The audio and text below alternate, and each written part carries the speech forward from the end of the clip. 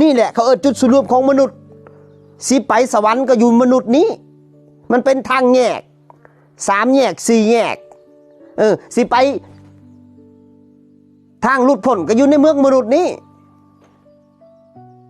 สิไปสู่สุคติก็เมืองมนุษย์สิไปเป็นพระอรหันต์ก็อยู่เมืองมนุษย์สิไปสู่นิพพานก็อยู่เมืองมนุษย์